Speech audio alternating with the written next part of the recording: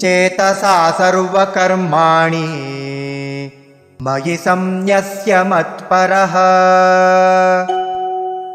बुद्धियोगमुपाश्रित्य मच्चित्तः सततं भव।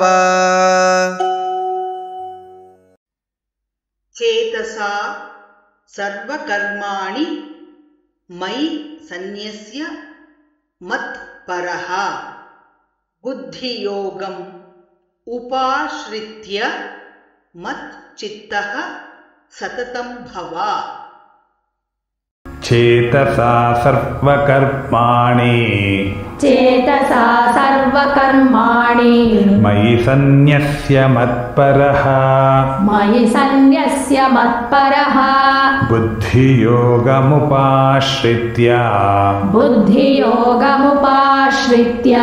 मच्चित्तः सततं भव।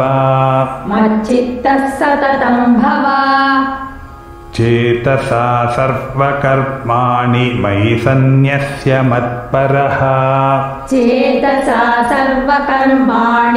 सन्न्यस्य मत्परः बुद्धियोगमुपाश्रित्य मच्चित्तः सततं भव।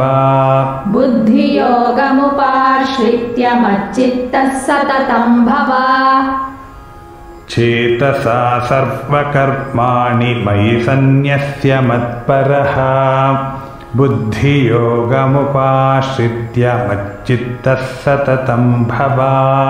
चेतसा सर्वकर्माणि मयि सन्न्यस्य मत्परः बुद्धियोगमुपाश्रित्य मच्चित्तः सततं भव।